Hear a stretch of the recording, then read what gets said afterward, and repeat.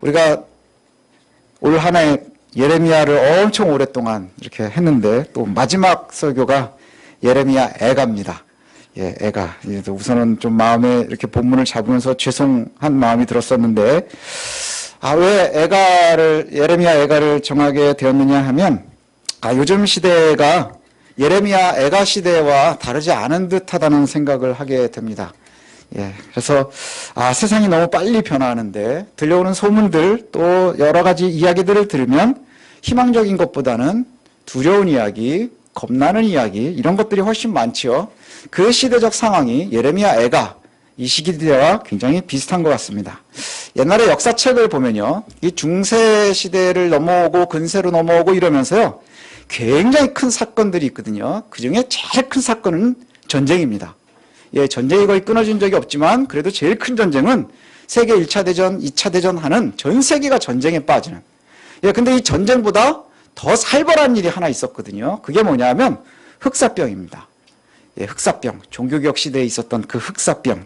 예, 그래서 이 흑사병이 역사에 나오는데 이 서양 사람들, 영미권 사람들은 재채기하면 God bless you 하고 축복해 주거든요. 그게 왜 그러냐? 그러면 당시에 흑사병의 초기 증세가 코로나에 걸리면 열이 나는 것처럼 초기 증세가 재채기였답니다. 그러니까 재채기가 딱 나면 사람들이 뭐라고 생각을 할까요? 요즘에 우리는 금방 이해할 수 있어요.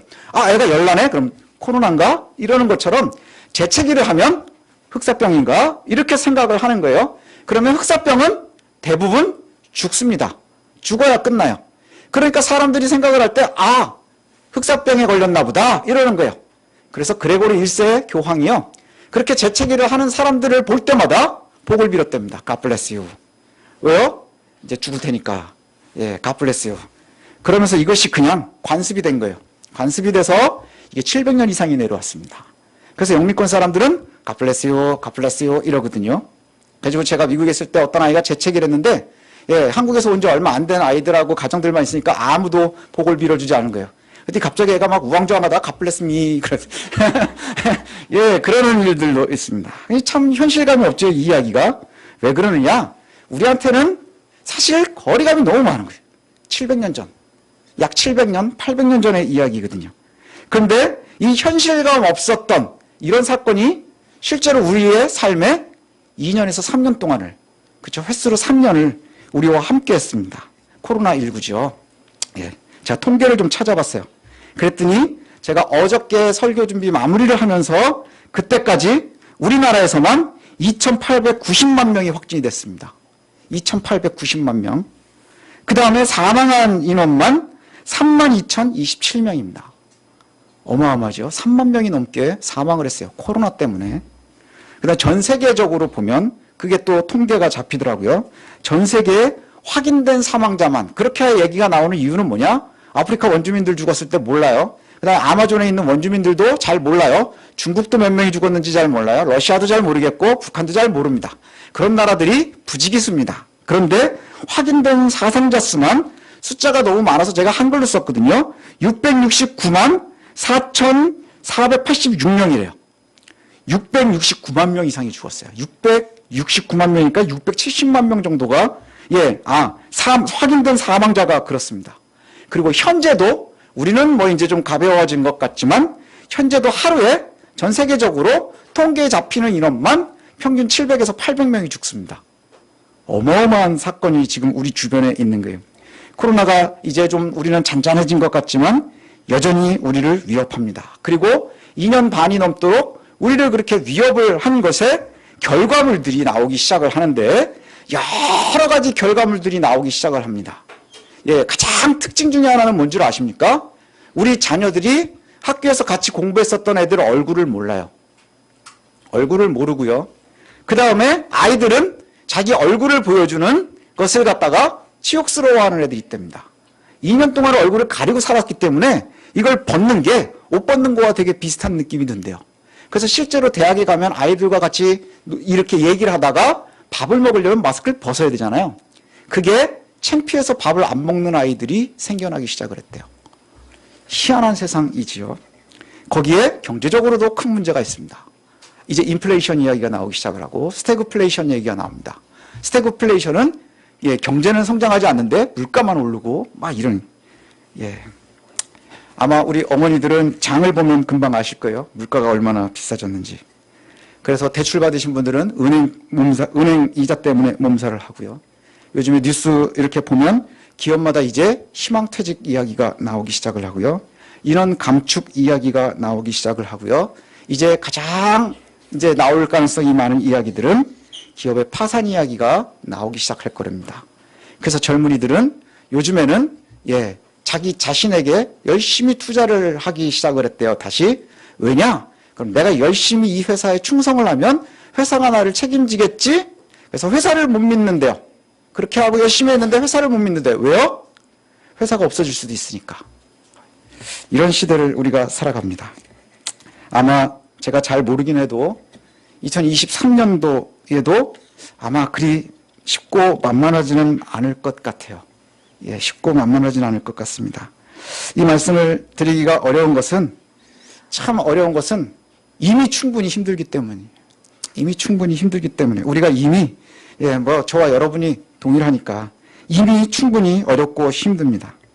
더 억울한 건 난 아무 짓도 안 했는데 내가 코로나가 생기는데 아무 짓도 안 했고 물가가 오르는데 내가 뭘 한 것도 없는데 물가는 경제정책을 하는 사람들이 돈을 너무 많이 풀어서 그렇게 됐다 그러고 코로나는 예, 저기 어딘가에서 예, 잘못돼서 시작이 됐다는데 나는 그냥 일상을 열심히 살았을 뿐인데 그런데 내가 제어할 수 없는 상황 속에서 희망보다 오히려 두려움이 앞서는 시대.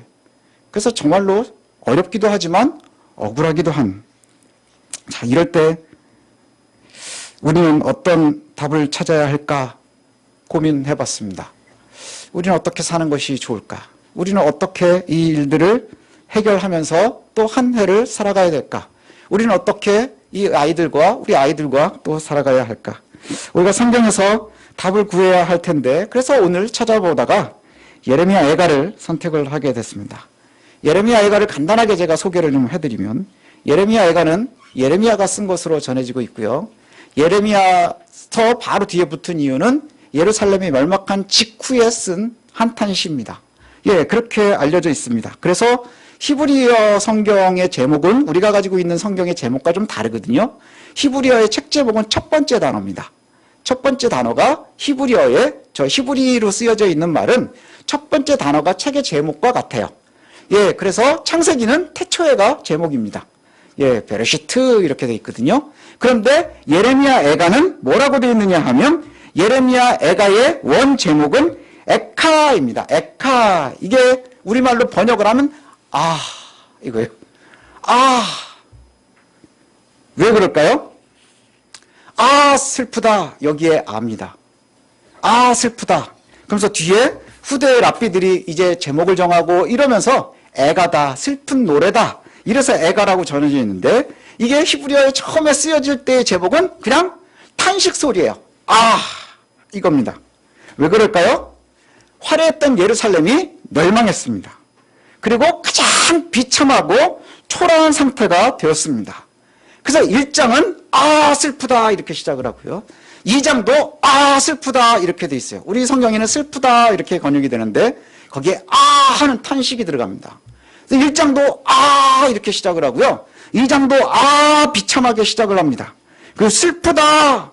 그리고 왜 멸망했는지 그 멸망한 모습이 얼마나 비참한지 그리고 그것을 갖다가 이야기하는데 예레미야 애가를 우리가 읽으면서 정말로 깊이 바라야 되는 이유는 뭐냐? 예레미야가 5장까지 되어 있는데 1장 슬프다. 2장 슬프다. 그리고 이제 우리가 읽은 본문 3장으로 넘어오면서 희망을 이야기합니다. 희망을 이야기하고요. 5장의 마지막은 확신으로 끝납니다. 구원에 대한 확신. 그래서 슬프다. 슬프다. 그렇지만 희망이 있나? 그리고 마지막엔 그렇지. 하나님의 구원의 확신으로 끝나는 거예요. 그러니 우리가 읽어야 될 지금이 우리가 읽어야 될 성경인 듯해요. 애가는 비참한 슬픔으로 시작해서 소망을 거쳐서 확신으로 끝나는 시입니다. 오늘 우리가 오늘 읽은 본문이 그 절망이 희망으로 바뀌는 부분입니다. 절망이 희망으로 탁 바뀌는 그 부분이거든요.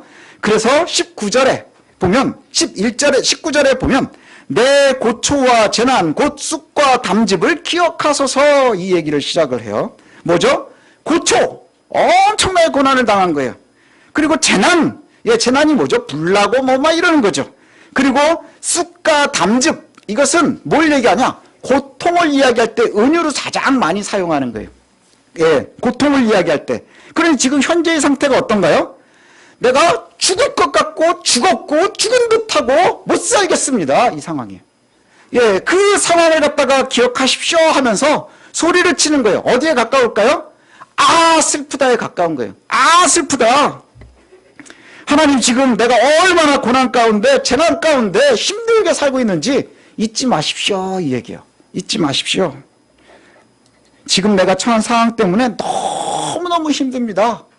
고통스럽습니다. 이 얘기예요. 그런데 희망을 이야기한다 그랬죠. 그런데 이렇게 힘들고 고통스럽지만 생각해보면 희망입니다. 이제 이렇게 넘어가기 시작을 해요. 희망입니다. 여기 21절이 그렇게 얘기하죠. 내가 낙심되고 있지만 이것을 내가 내 마음에 담아두었더니 그 고통을 갖다 내 마음에 다 담아두고 났는데 그게 오히려 나에게 소망이 되었습니다. 이렇게 얘기를 해요. 이해가 안 되죠. 그렇게 힘들고 고통스러운데 이게 소망이 됐대요. 왜 그럴까? 왜 그럴까? 뒤에 나오는 말씀들을 쭉 읽어보면 그 이유가 뭐냐? 이유는 하나님은 사랑이시기 때문에 사랑이시기 때문에 이렇게 견딜 수 없는 고통을 우리가 지나가고 있습니다. 예루살렘 멸망했잖아요. 다 죽었잖아요. 그런데 그것을 갖다가 고통스럽게 느끼고 괴로워하고 그 상황을 겪고 있는 지금 나는 아직도 살아있습니다. 이거예요. 아직도 살아있습니다. 아, 내가 아직 죽지 않고 살아있네요. 하나님 이보다 더 큰 고통은 없을 것 같습니다. 라고 얘기하는데 그 고통에도 불구하고 지금 고난의 상황을 지금 지나가고 있는데 내가 아직 아주 망하지는 않은 듯합니다. 이거예요. 아직도 내가 죽지 않았네요. 내가 아직도 살아있네요. 이렇게 얘기를 해요. 아, 이게 무슨 은혜예요? 라고 얘기를 하겠지만 시인은 이 큰 고통을 지나가면서 살아있음을 감사하고 있거든요. 살아있음을 감사해요.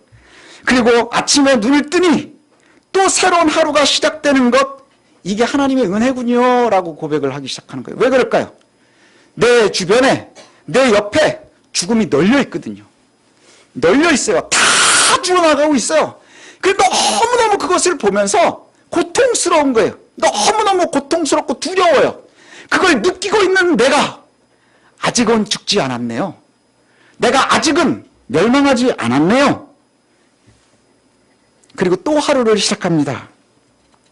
아, 하나님 아직도 나를 살려놓으셨군요. 이 고백을 하는 거예요.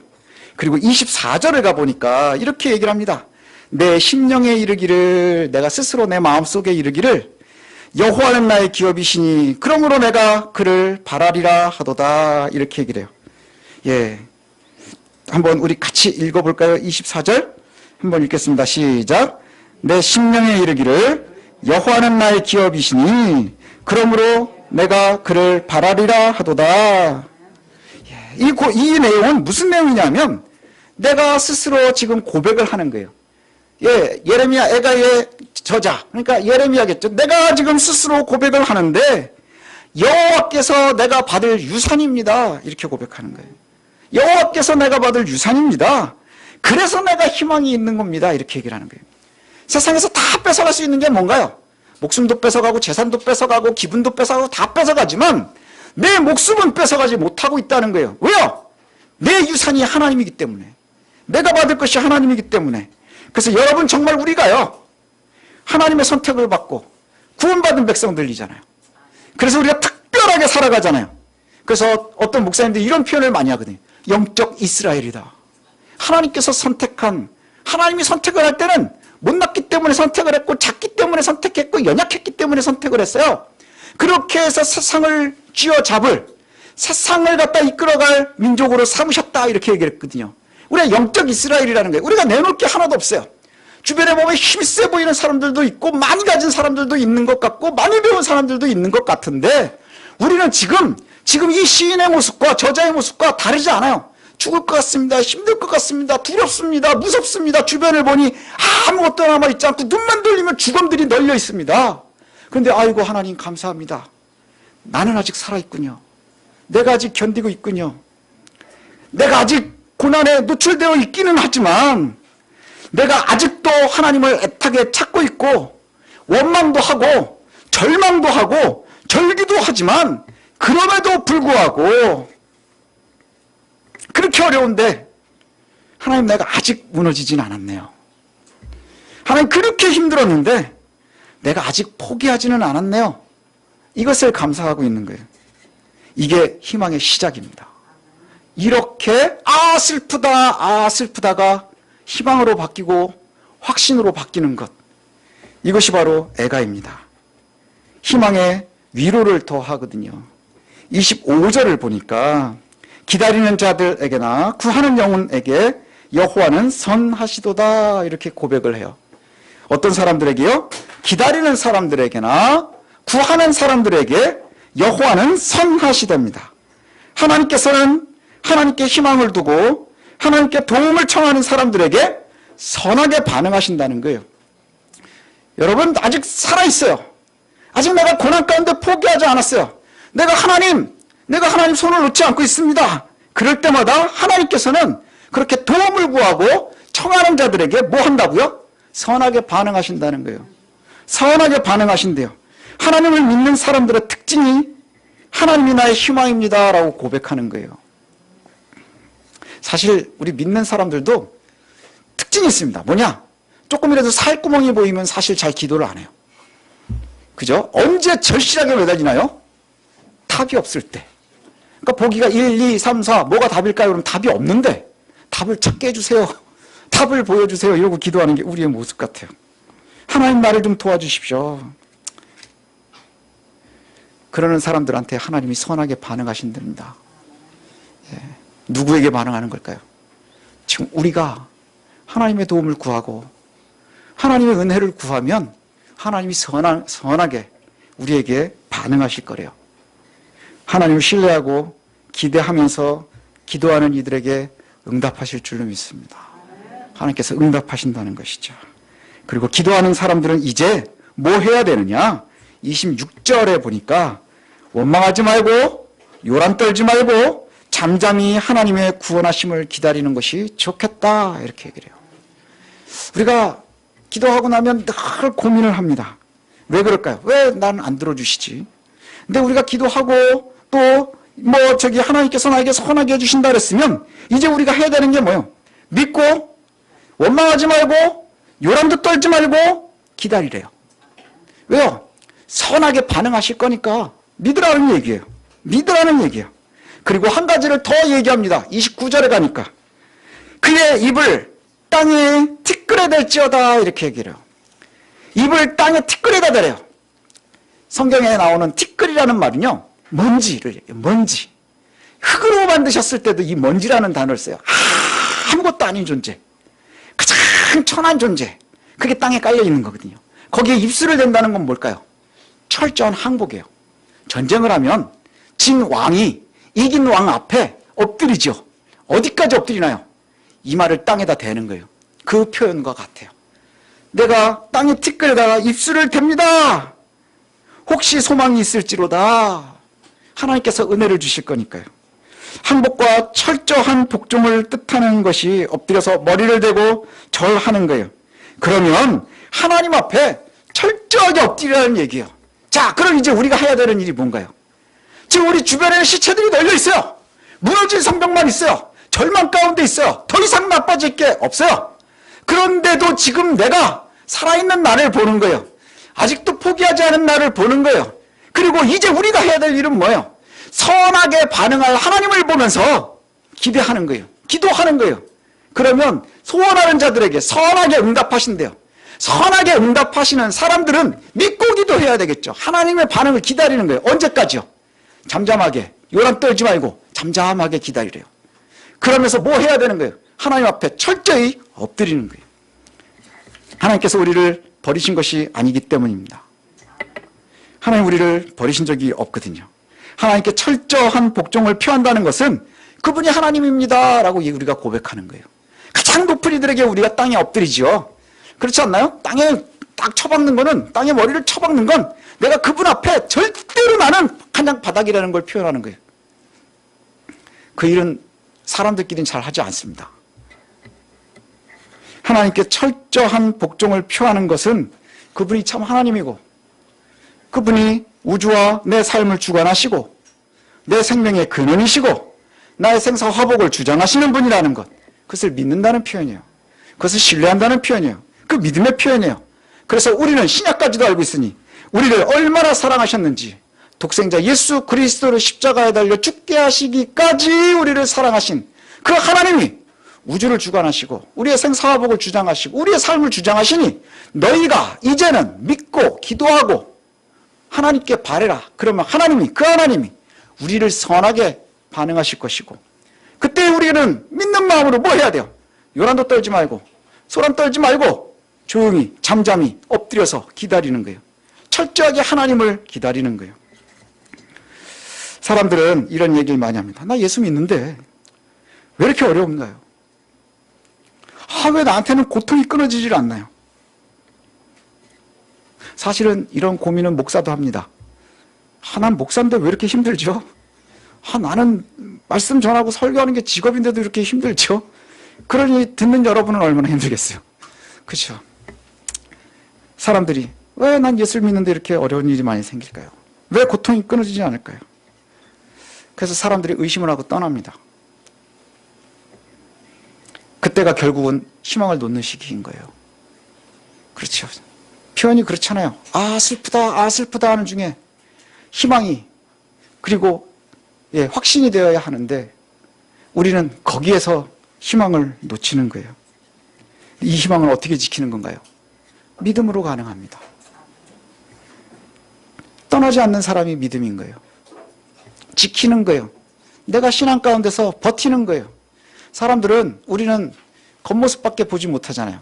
그렇죠? 겉모습밖에 보지 못합니다. 제가 이제 너무 무거우니까 한 말씀을 드리면, 제가 친하게 지내는 제 친구 목사님, 황교안 목사님이라고 계세요.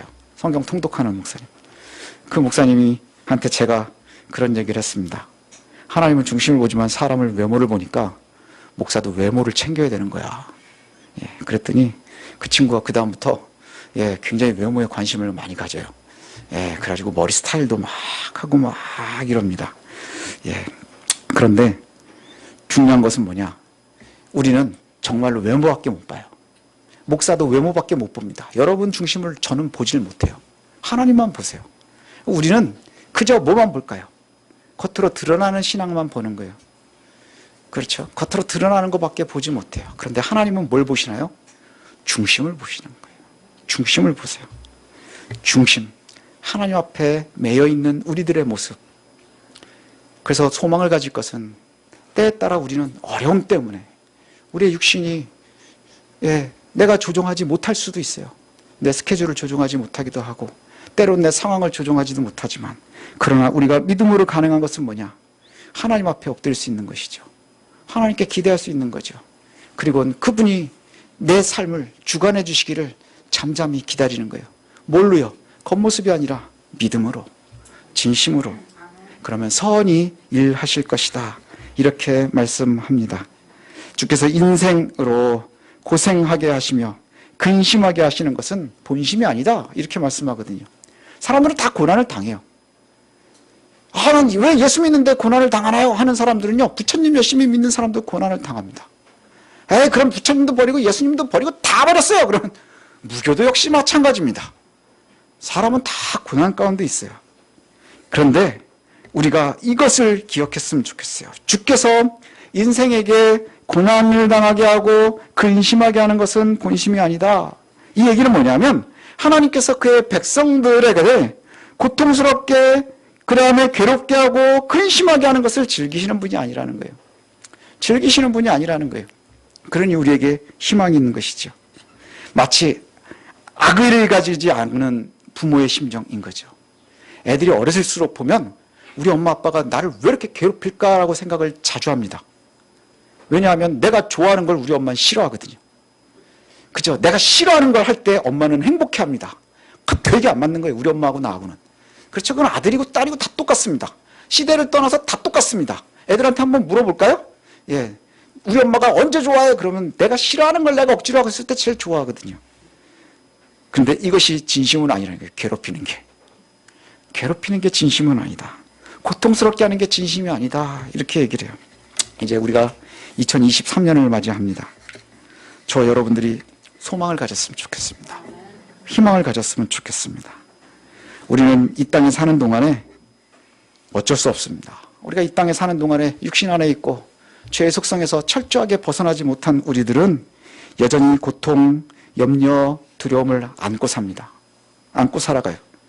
그 여러분뿐만 아니라 목사인 저도 마찬가지입니다. 그렇게 고통스럽고 염려도 많고 두려운데 주님 감사합니다 할 수 있는 것이 믿음이라는 거예요. 왜 그럴까요? 하나님, 나 아직 포기하지 않았습니다. 하나님, 내가 아직 죽지 않았습니다. 견디고 있습니다. 견디는 힘, 끝까지 견디게 하나님 은혜 주십시오. 하나님, 내가 잘 버텨낼 수 있도록 하나님 은혜 주십시오. 세상은 끊임없이 요즘에 제일 많이 하는 말이 뭐예요? 버티는 놈이 이기는 거래잖아요. 버틴다는 말은 정말 결국은 따지고 보면 끝에 살아남아 있는 놈이 이기는 거예요. 멋지게 살아도 죽으면 끝나는 거예요. 살아있는 놈이 이기는 거예요. 그와 마찬가지로 지금 하나님, 내가 두려움을 안고 살지만 살아있습니다. 염려가 끊어지지 않지만 살아있습니다. 심지어 그것이 그냥 단순한 희망으로 끝나는 것이 아니라 하나님 우리에게 주신 약속이 있어요. 구원의 소망이에요. 그리고 그 확신이에요. 이것을 믿고 신뢰하고 따라가는 거예요. 내가 아직 살아있습니다. 이렇게 말. 내가 아직 살아있습니다. 이제 희망입니다. 내가 엎드려 주께 신뢰와 믿음을 표하면 하나님 철저하게 우리에게 선의로 반응하실 겁니다. 믿으시길 바랍니다. 믿으시기 바랍니다. 그래서 여전히 주변에 있는 경제학자도 그 다음에 정치학자도 제가 주변에 많은 사람들의 강의들이나 이런 것들을 봐도 2023년 쉽지 않을 거래요. 그것은 지금 예레미야 애가를 바라보는 것과 다르잖아요. 주변을 보니 온통 시체들 뿐이고 무너진 성벽들 뿐인 거예요. 그러나 그 안에 하나님 앞에 서 있는 나는 하나님, 내가 아직 살아있습니다. 하나님, 내가 아직 버티고 있습니다. 결국은 내가 하나님께서 나를 구원하셔서 모든 것을 이루시는 선한 반응을 하시는 그 완성의 날까지 내가 버티게 해주십시오. 견디게 해주십시오. 그게 승리입니다. 승리할 수 있는 저와 여러분들 되시길 원합니다. 아주 늘 행복하지는 않지만 그러나 하나님께서 우리에게 주시는 은혜가 있음을 놓치지 않았으면 좋겠어요. 마지막으로 한 말씀 드리겠습니다.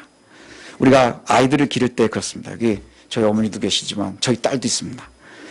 아이들을 기를 때 보면 진짜 힘들죠. 야, 이거 왜 낳아가지고 이렇게 힘들지? 그렇죠? 진짜로 힘들어요. 우리 교회는 또 애들도 이렇게 많아요. 힘듭니다. 기르다 보면 되게 힘들어요. 그래서 눈물 많이 나잖아요. 그렇죠?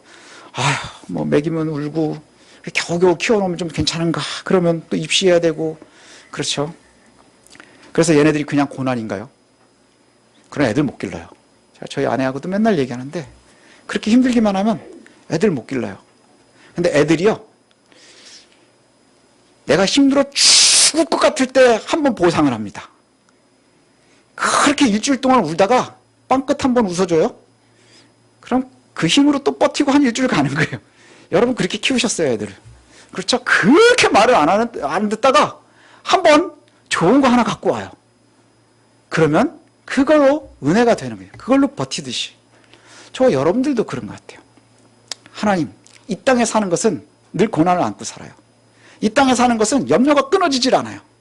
그런데 멀리 있는 구원의 완성만을 바라보지 말고요, 하나님께서 순간순간 작은 것이지만 나에게 응답하실 때마다 충분히 누리십시오. 그것을 즐기십시오. 한국 사람들은 묘하게 즐기는 건 다 나쁜 줄 알아요. 아니요, 즐기시는 거예요. 하나님 은혜를 주셨으면 그걸 충분히 기뻐하셔야 돼요. 제가 어제도 한 자매를 만나면서 위로한 적이 있는데, 제가 요즘에 만나면 제일 많이 하는 위로가 그겁니다. 제가 어렸을 때 사랑은 참으로 버리는 것 뭐 이러면서, 그러면서 시기다 줄지도 울켜주고 뭐 이런 거 있어요. 그런데 제가 그 말을 하거든요. 힘들면 힘들어 하십시오. 화나면 화를 내십시오. 슬프면 슬퍼하십시오. 그때. 감사하면 감사하십시오. 즐거우면 즐거워하십시오. 아주 작아도 작은 대로 즐거워하세요. 작은 일이 생기면 감사하십시오. 왜 그런 줄 아십니까? 감사는 즐거울 때 즐거워하고 행복할 때 행복해해야 점점 더 커지는 거예요. 그런데 아픈 것, 괴로운 것, 나쁜 것들은 그때 풀지 않으면 점점 커져요. 그러다가 빵 터지면 다 죽는 거예요. 그렇죠. 예, 우리가 감사도 계속 감사하십시오. 힘든 것도 그때 힘들어 하십시오. 그리고 오늘 본문을 바라보면서 우리가 소망을 갖는 거예요. 왜요? 아직 내가 살아있습니다. 하나님 나를 아직 지켜주십니다. 그러니 내가 버티겠습니다. 내가 믿고 기도하고 그 다음에 기다리고 있으니 하나님 나에게 선하게 반응하십시오. 선하게 반응하십시오. 그럼 그때 즐거울 때 즐거워할 수 있는 저 여러분들 되셨으면 좋겠습니다. 23년 큰 틀에서 뭐 소망이 없다. 주변의 사람들이 다 그렇게 얘기를 합니다. 그럼 우리는 소망을 가질 수 있어요. 뭐가 소망이죠? 하나님께서 나에게 선하게 반응하실 겁니다. 그 반응을 누리고 즐거워할 수 있는 저 여러분들 되시기를 소원합니다.